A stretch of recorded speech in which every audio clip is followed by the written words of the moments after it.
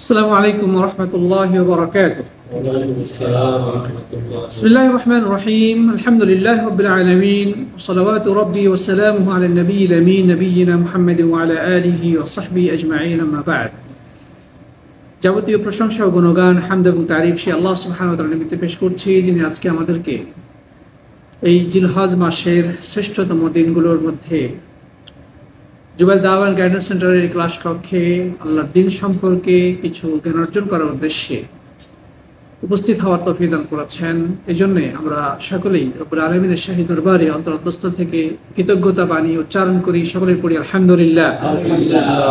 অতঃপর সালাত সালাম ও অবরিত শান্তির ধারা বর্ষিত হোক সর্বকালের সর্বশ্রেষ্ঠ মহামানব, জাতি ধর্ম বর্ণ গোত্র ভাষা অঞ্চল নির্বিশেষে আল্লাহ সুবহানাহু ওয়া তাআলা যাকে সমগ্র মানবতার জন্য এক অনন্য আদর্শ, অনুসরণীয়, অনুকরণীয় শিক্ষক, খাতামুল আম্বিয়া, সর্বশেষ এবং সর্বশ্রেষ্ঠ রাসূল হিসেবে প্রেরণ করেছিলেন। আসুন আমরা প্রিয় নবীর প্রতি হৃদয়ের সবটুকু আবেগ, উচ্ছ্বাস এবং ভালোবাসা মিশিয়ে সালাত ও সালাম পেশ করি সাল্লাল্লাহু আলাইহি ওয়াসাল্লাম।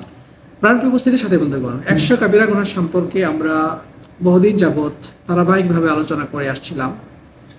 সেই ধারাবাহিকতা অনুযায়ী আজকে আমাদের সামনে অত্যন্ত গুরুত্বপূর্ণ একটি আলোচনা রয়েছে। আসুন আমরা সেদিকে এগিয়ে যাই। প্রিয় বন্ধুগণ, আমরা আজকে যে বিষয়টা নিয়ে আলোচনা করব সেটি হচ্ছে জুমার সালাত পরিত্যাগ করার ভয়াবহতা। আমরা সকলেই অবগত যে ইসলামের খুঁটি 5টি। সেই 5টি খুঁটির মধ্যে সর্বপ্রথম লা ইলাহা ইল্লাল্লাহ মুহাম্মাদুর রাসূলুল্লাহ স্বীকৃতি প্রদান করা, এর পরেই দ্বিতীয় পর্যায়ে রয়েছে সালাতের অবস্থান। একজন মানুষ ইসলামে প্রবেশের পরে তার উপরে সর্বপ্রথম এবং সবচেয়ে গুরুত্বপূর্ণ যেই ইবাদতটি পালন করা আবশ্যক হয় সেটি হচ্ছে সালাত বা নামাজ।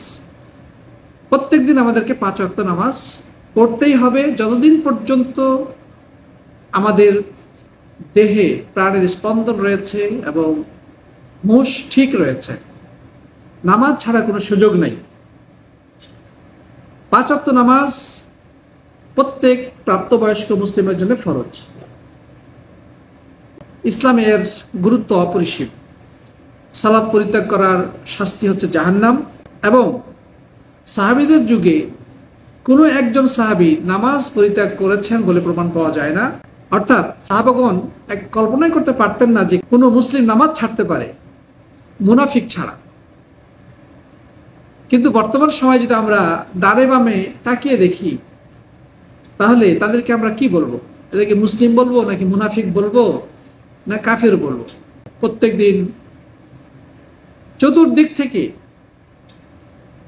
আজানের ডাক তার কর্ণকুহরে প্রবেশ করে, কিন্তু সে মসজিদমুখী না হয়ে সে রাস্তাতে বসেই গল্প করে, ঘরে শুয়ে মোবাইল টিপে, টেলিভিশনের সামনে সময় কাটায় অথবা কর্মে ব্যস্ত থাকে। অথচ মানুষের জীবনে যত ব্যস্ততা থাকুক, সালাত ছেড়ে দেওয়ার কোনো অপশন বা সুযোগ নাই। যে কোনো পরিস্থিতিতে সালাত আদায় করতেই হবে। প্রিয় বন্ধুগণ, তো 5 ওয়াক্ত সালাতের বিষয়টি তো আমরা জানি, কিন্তু প্রতি সপ্তাহে একটি বিশেষ সালাত আমাদের সামনে, আমাদের নিকটে একবার করে আসে। সেটির নাম কি? জুমার সালাত। অন্যান্য সালাতের তুলনায় এই সালাতের মর্যাদা আরো বেশি। কোরআনে কারীমের মধ্যে একটি সূরা রয়েছে, সূরাতুল জুমআ। প্রিয় বন্ধুগণ, তাহলে আমরা আশা করি এই জুমার সালাতের গুরুত্বটা বুঝতে পেরেছি। এখন কোনো ব্যক্তি যদি এই জুমার সালাত পরিত্যাগ করে,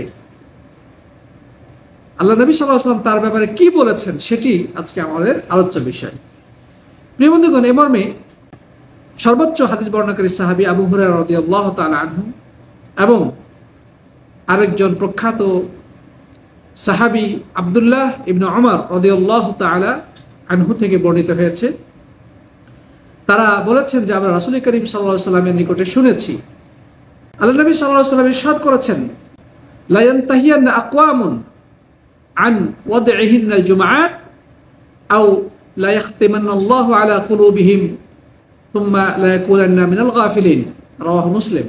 আল্লাহ নবী সাল্লাল্লাহু আলাইহি ওয়াসাল্লাম বললেন যে লোকজন জুমার সালাত পরিত্যাগ করার থেকে বিরত থাকবে, অন্যথায় তাদের অন্তরে মোহর মেরে দেওয়া হবে এবং তারা গাফিলদের দলভুক্ত হয়ে যাবে। প্রিয় বন্ধুগণ, মানুষ যদি জুমার সালাত পরিত্যাগ করা থেকে বিরত না হয় তাহলে তার অন্তরে শিল মেরে দেওয়া হবে এবং সে গাফিল তথা অবহেলাকারীদের দলভুক্ত হিসেবে গণ্য হবে। এটি সহিহ মুসলিমের হাদিস। আরেকটি হাদিসে বর্ণিত হয়েছে, যে হাদিসটি বর্ণনা করেছেন আবুল জাদ আদ-দুমারি রাদিয়াল্লাহু তাআলা আনহু। তিনি বলছেন যে আল্লাহর নবী সাল্লাল্লাহু আলাইহি ওয়াসাল্লাম ইরশাদ করেছেন, মান তারাকাল জুমআহ ثلاث مرات متهاونا بها طبع الله على قلبه। যে ব্যক্তি 3 জুমা অলসতা বা অবহেলাবশত পরিত্যাগ করবে তার অন্তরে শিল মেরে দেওয়া হবে। এই হাদিসটি তিরমিজিতে বর্ণিত হয়েছে। প্রথম হাদিস আল্লাহর নবী সাল্লাল্লাহু আলাইহি ওয়াসাল্লাম যারা জুমার সালাত পরিত্যাগ করতে থাকে, একাধিক জুমার সালাত পরিত্যাগ করে, তাদের ব্যাপারে সতর্ক করেছেন যে তাদের অন্তরে শিল মেরে দেওয়া হবে এবং তারা অবহেলাকারীদের দলভুক্ত হয়ে যাবে। প্রিয় বন্ধুগণ, যদি কারো অন্তরে শিল মেরে দেওয়া হয় বা তালাবদ্ধ করে দেওয়া হয়, তখন সে অন্তরে কি হেদায়েতের আলো ঢুকবে? সেখানে হেদায়েতের আলো ঢুকবে না। সৎ কাজের প্রতি কোনো আগ্রহ খুঁজে পাবে না, ভালো কাজ করার প্রতি মনে আকর্ষণ সৃষ্টি হবে না, ইসলামের কাজ করার প্রতি মনের মধ্যে কোনো আবেগ বা অনুভূতি পাওয়া যাবে না, কারণ তার অন্তরটা জমাটবদ্ধ হয়ে গেছে, তালাবদ্ধ হয়ে গেছে, শিল মেরে দেওয়া হয়েছে। আল্লাহর দিন পালনে মনের মধ্যে কোনো চেতনা অনুভব করতে পারবে না। সে পাপ করলেও তওবা করার গরজ অনুভব করবে না, সে খারাপের দিকে ধাবিত হবে, মানে সে যেন গাফিল, অবহেলাকারী। এখানে যে আরেকটা হাদিস যেটা বলা হয়েছে যে তাহাউনান, মানে অলসতা বশত, অর্থাৎ ওজোর ব্যতিরেকে জুমার সালাত পরিত্যাগ করা কি নাই, কোনো সুযোগ নেই। একটা মানুষ সফরে গিয়েছে, সফরে যাওয়ার কারণে নানা ধরনের প্রতিবন্ধকতা হতে পারে, রাস্তায় চলতে গিয়ে গাড়ি খাড়া হচ্ছে না, যার কারণে জুমার সালাত আদায় করতে পারছে না, সেটা ভিন্ন বিষয়। অথবা এত অসুস্থ যে মসজিদে যাওয়ার ক্ষমতা নাই, সেটা ভিন্ন বিষয়। সে জুমার সালাত আদায় করবে না ঠিক, কিন্তু বাড়িতে বা যেখানে হসপিটালে সে যেখানে থাকবে সেখানে জোহরের সালাত আদায় করবে। কিন্তু কেউ যদি অলসতাবশত জুমার সালাত পরিত্যাগ করে, আর আরেকটি হাদিস রয়েছে যে 3 জুমা পরিত্যাগ করলো, একে একে 3 জুমা পরিত্যাগ করলো, আল্লাহ তাআলা তার অন্তরে মোহর মেরে দেবেন, শিল মেরে দেবেন। 1 জুমা গেল, 2 জুমা গেল, 3 জুমা চলে গেল, তারপরও সে যদি জুমার সালাত করতে না যায়, তাহলে তার অন্তরে আল্লাহর দ্বীনের প্রতি, নামাজের প্রতি, জুমার প্রতি কতটুকু ভালোবাসা রয়েছে সেটা কি বোঝা যায় না? দুর্ভাগ্যবশত আমাদের সমাজে কিছু মানুষ এমন রয়েছে যে 5 ওয়াক্ত সালাত তো পড়েই না, এমনকি জুমার সালাত আদায় করার জন্য মসজিদে যায় না। আছে না নাই? আবার কিছু মুসল্লি আছে 5 ওয়াক্ত পড়ে না, কিন্তু জুমার সালাতটা শুধু আদায় করে। যে 5 ওয়াক্ত সালাত আদায় করে না, শুধু জুমার সালাত আদায় করে কি হবে? হ্যাঁ, 5 ওয়াক্ত সালাত আদায় করতে হবে, পাশাপাশি জুমার সালাত আদায় করতে হবে। 5 ওয়াক্ত সালাতের থেকে বেশি গুরুত্বপূর্ণ হচ্ছে জুমার সালাত আদায়, এটা ঠিক আছে। অতএব আমরা বলবো যে কোনো ব্যক্তি যদি পরস্পর ধারাবাহিকভাবে অলসতাবশত 3টি জুমা পরিত্যাগ করে, তাহলে সে গাফেলদের দলভুক্ত হয়ে যাবে বা তার অন্তরে মোহর মেরে দেওয়া হবে। এখানে বলা হচ্ছে অলসতাবশত। কেউ যদি জুমার সালাতকে অবজ্ঞা করে বা অস্বীকার করে, তাহলে তার পরিণতি কি হবে? সে ইসলাম থেকে বের হয়ে যাবে। কেউ যদি জুমার সালাতকে তুচ্ছ-তাচ্ছিল্য করে বা এটাকে অবজ্ঞা করে বা অস্বীকার করে, সে তো ইসলাম থেকে বের হয়ে যাবে, কারণ এটা কুফরি। হ্যাঁ, একটা মানুষ ইসলামকে ভালোবাসে, নামাজ ভালোবাসে, জুমার সালাত আদায় করতে ভালোবাসে, সব ঠিক আছে, কিন্তু অলসতা বশত যদি না যায় তাহলে সেটা ভিন্ন কথা। অর্থাৎ সেটা হচ্ছে বড় ধরনের কাবিরা গুনাহ, কোনো সন্দেহ নেই। এর মাধ্যমে অন্তরে আল্লাহ তাআলা তালা মেরে দেন, যার কারণে হেদায়েতের মিষ্টি কথাগুলো তার অন্তরে তিতা লাগে। দিনের পথে চলতে গেলে তাকে খুব ভারী মনে হয়। যেখানে কোরআন হাদিসের আলোচনা হয় সেখান থেকে সে পাশ কাটিয়ে অন্যদিকে চলে যায়। তার কাছে গান বাজনা, নাচ গান, যাত্রা, নাটক, সিনেমা এগুলো খুব বেশি ভালো লাগে, কারণ তার অন্তরটা নষ্ট হয়ে গেছে।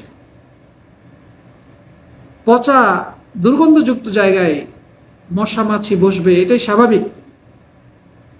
ওখান থেকে দুর্গন্ধ ছড়াবে, যত দুর্গন্ধ ছড়াক ওখানে ওই মশা মাছিরা বেশি করে যে বসবে, ভ্যান ভ্যান করে গোবরে পোকা এবং নানা ধরনের পোকা সেখানে বসবাস করবে।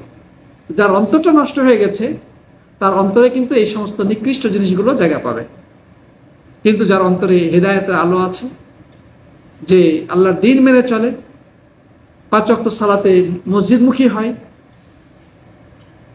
ওযু করে, গোসল ফরজের গোসল করে, পাক পবিত্র থাকে, কাপড় পরিচ্ছন্ন রাখে, দাঁত পরিষ্কার রাখে, ভোর রাত্রে উঠে সে নামাজ আদায় করতে, ফজরের সময় সে নামাজ আদায় করতে যায়, যতই মাঠে কাজ করুক নামাজ আদায় করে, তার অন্তরটা আলোকিত থাকে, প্রফুল্ল থাকে।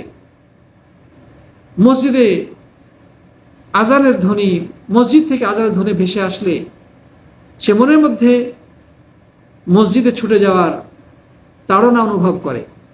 সে যদি মসজিদে না যায় তার মনে হয় যে কি যেন হারিয়ে গেল, বা মানে আমি মনে হয় অন্ধকারের মধ্যে আছি। যতক্ষণ মসজিদে না যাবে, মসজিদে না যাওয়া পর্যন্ত তার মনে শান্তি থাকে না।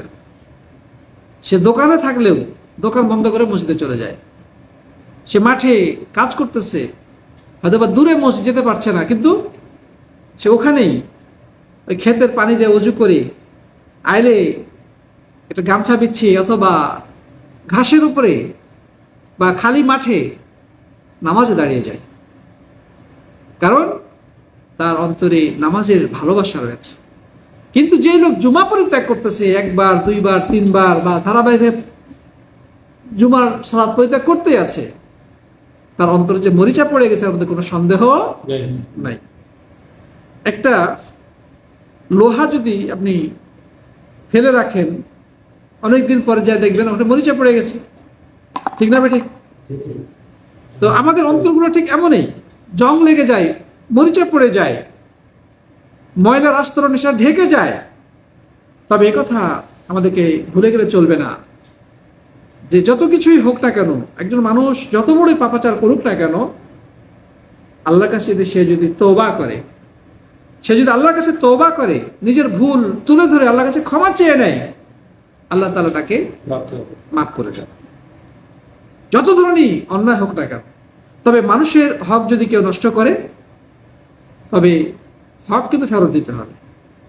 মানুষের হক, মানুষের টাকা পয়সা, জায়গা জমি, মানুষের সম্পদ কেউ যদি কোনোভাবে অন্যায়ভাবে নিয়ে থাকে, তাহলে তার জন্য আবশ্যক হচ্ছে মালিককে তার সম্পদ বুঝিয়ে দেওয়া, তার কাছে ক্ষমা চেয়ে নেওয়া, অথবা তার সাথে বিষয়টি মিটমাট করে নেওয়া, অন্যথায় তওবা করলেও কাজ হবে না। বাকি মানুষ যত ধরনের অন্যায় করুক না কেন, শিরকের মতো সবচেয়ে বড় অপরাধ করলে তারা কি করবেন? ক্ষমা করে দেবেন। আল্লাহ সুবহানাহু ওয়া তাআলা কোরআনে কারীমের মধ্যে বলেছেন, আল্লাহ সুবহানাহু ওয়া তাআলা সূরা জুমারের 53 নম্বর আয়াতে ইরশাদ করেছেন, কুল ইয়া ইবাদিয়াল্লাযীনা আসরাফু আলা আনফুসিহিম লা তাকনাতু মির রাহমাতিল্লাহ। হে আমার ওই সকল বান্দাগণ যারা নিজেদের উপরে অনেক বেশি অবিচার করেছো। আল্লাহ তাআলা ওই সকল পাপীদেরকে কত দয়ালু ভাষায় কথা বলছেন, হে আমার বান্দাগণ, হে আমার গোলামরা, তোমরা নিজেদের প্রতি যারা বাড়াবাড়ি করেছো, অনেক বেশি অবিচার করেছো, তোমরা আল্লাহর রহমতের ব্যাপারে নিরাশ হয়ে যেও না। তোমরা যে পাপ করেছো তার থেকে আমার দয়া অনেক বেশি, অতএব তোমরা আমার দয়া থেকে নিরাশ হয়ে যেও না।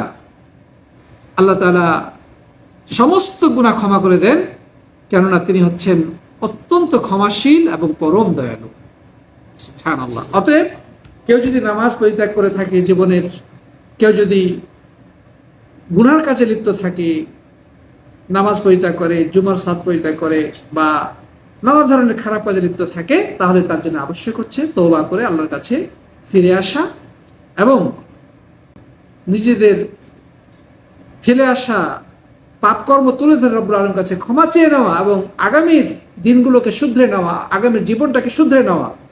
তবে আল্লাহ সুবহানাহু ওয়া তাআলা তার পিছনের সমস্ত পাপ রাশি মোচন করে দেবেন, তার অন্তরটা হেদায়েতে আলো দ্বারা পরিপূর্ণ করে দেবেন, তার পেছনের অন্ধকার দূরীভূত হয়ে যাবে, সে নতুন আলোতে পথ চলতে শুরু করবে, যে পথের শেষ প্রান্ত হচ্ছে জান্নাত। আল্লাহ সুবহানাহু ওয়া তাআলা তাকে বাকি জীবন যদি সঠিক পথে পরিচালিত হয়, তওবা ইস্তিগফার করে এবং আল্লাহর ঈমানের পথে চলার জন্য আল্লাহর কাছে দোয়া করে, তাহলে আল্লাহ তাআলা তাকে চিরশান্তির মুমিন জীবনের অভিষ্ট লক্ষ্য জান্নাত পর্যন্ত পৌঁছে দেবেন ইনশাআল্লাহ তাআলা।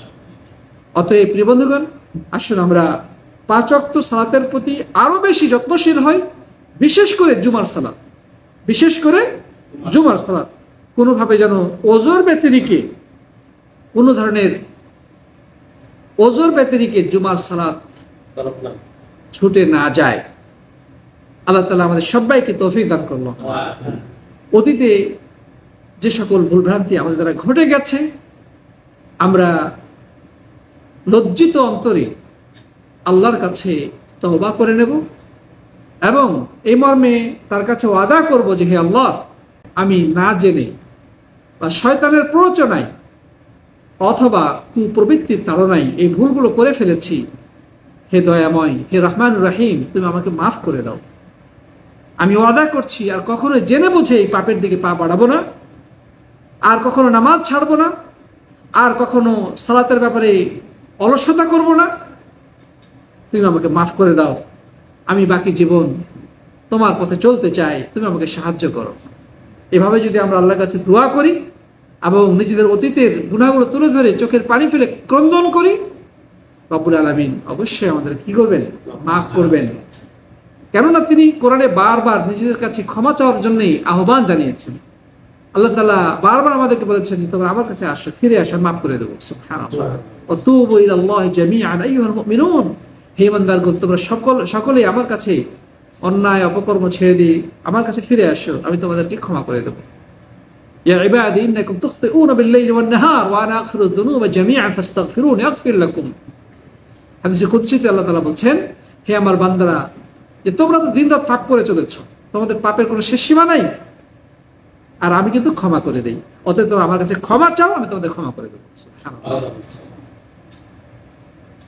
আল্লাহ তাআলা আমাদের সবাইকে সব ধরনের গুনাহ থেকে হেফাজত করুন, আমরা পড়ি আমিন। আর অতীতে যেগুলো গুনাহ হয়ে গেছে আল্লাহ যেন সেগুলো ক্ষমা করে দেন। আল্লাহ সবাইকে অনেক অনেক ধন্যবাদ এবং মোবারকও জানি। আজকের আলোচনা এখানে সমাপ্ত করছি। জাযাকুমুল্লাহু খাইরান। হাদা সাল্লাল্লাহু আলা নবিয়িনা মুহাম্মদ ওয়া আলা আলিহি ওয়া সাহবিহি আজমাইন। আসসালামু আলাইকুম ওয়া রাহমাতুল্লাহি ওয়া বারাকাতুহু।